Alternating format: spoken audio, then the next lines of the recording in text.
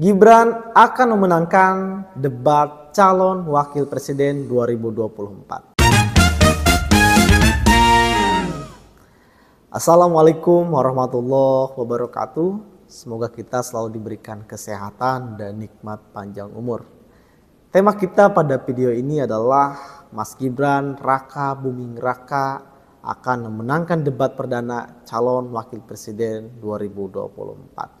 Ya, debat calon wakil presiden ini selain ditunggu-tunggu oleh publik, saya kira nanti akan mempertontonkan hal yang luar biasa gitu. Akan memberikan tontonan kepada publik yang sangat menarik.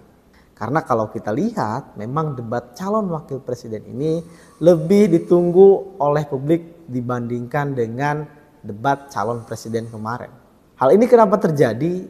Ini terjadi karena ada sosok Mas Gibran Raka Buming Raka. Dan hal ini membuat Mas Gibran ramai dibicarakan oleh publik. Entah itu tanggapan yang positif maupun tanggapan yang negatif. Dan memang yang paling ramai itu terkait tanggapan yang sangat negatif terhadap Mas Gibran. Dan kita semua melihat hari ini bahwa dari ketiga sosok calon wakil presiden, hanya Mas Gibranlah yang paling banyak mendapatkan tanggapan negatif. Bahwa Mas Gibran lah yang paling banyak direndahkan, paling sering diremehkan, dipitnah, dan seterusnya dan seterusnya.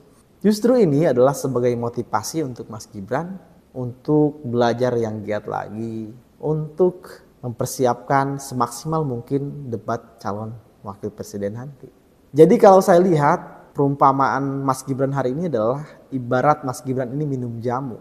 Walaupun pahit dengan cacian, dengan direndahkan, makian, dan seterusnya, tetapi dengan minum jamu yang pahit ini, maka tentunya akan membuat Mas Gibran menjadi sehat, menjadi kuat.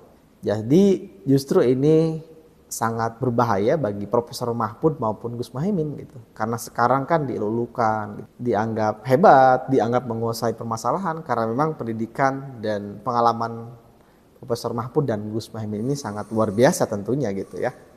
Nah, tapi kalau ini terlena justru akan sangat bahaya. Jadi ibaratnya ini minum gula gitu ya. Walaupun manis kayak sirup gitu. Tetapi ini lama-kelamaan bisa diabetes. Bisa sakit juga kan. Jadi terkait terlena ini justru harus diantisipasi oleh Profesor Mahfud maupun Gus Muhaimin ya. Walaupun mereka sudah tahu tentang itu. Tetapi justru ini kalau terlena akan bisa serangan balik dari Mas Gibran gitu, yang dianggap tidak bisa apa-apa.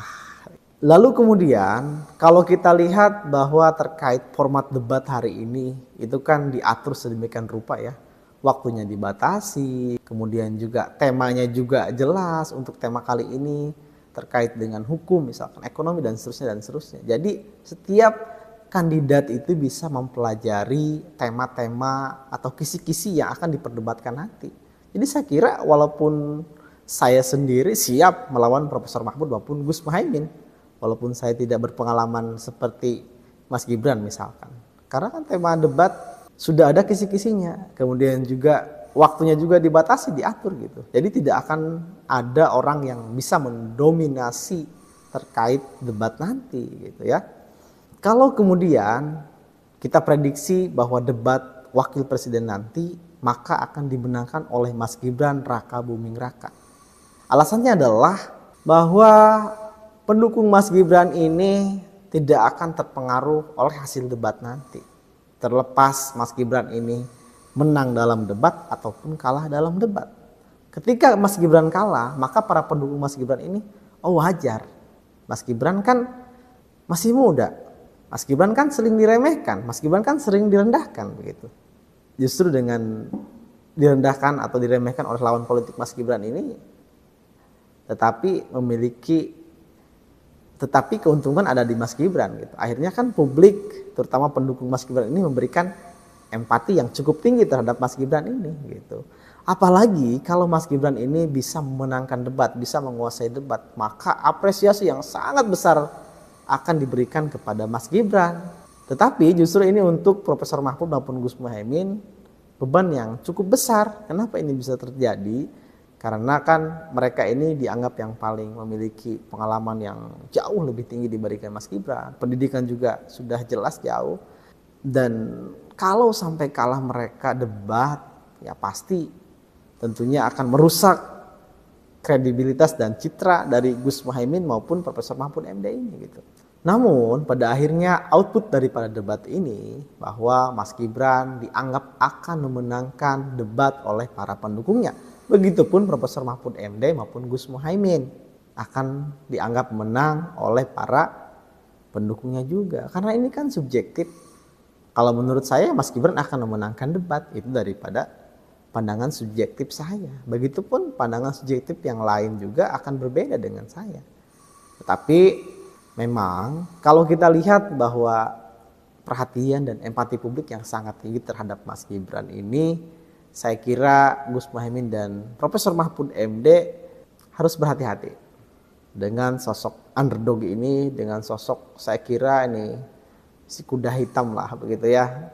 Kita lihat nanti Mas Gibran ini akan memberikan kejutan di debat nanti, bahwa Mas Gibran ini tentu sebagai anak muda saya kira akan memiliki motivasi yang tinggi dan tentunya paham sekali dengan apa yang disukai oleh anak-anak muda. Dan kita lihat bahwa Mas Gibran hari ini tidak banyak ngomong, tidak banyak bicara. Ketika kampanye pun dia tuh hanya dua patah kata, tetapi apa permasalahannya langsung dieksekusi. Warga di sini ada berapa dan seterusnya.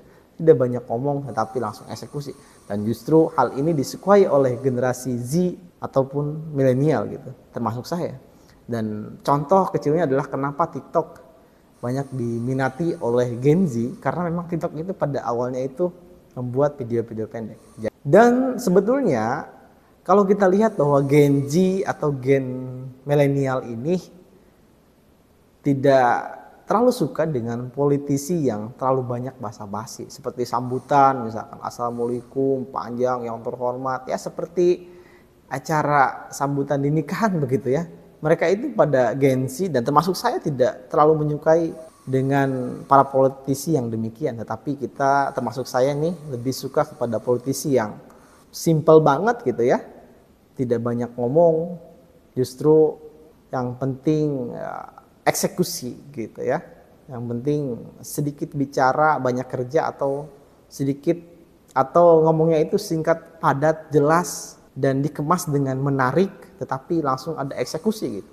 Dan termasuk saya kurang suka dengan para politisi yang ngomongnya terlalu formal, panjang, ngaler ngidul gitu kan. Itu aja yang dibicarain bolak-balik.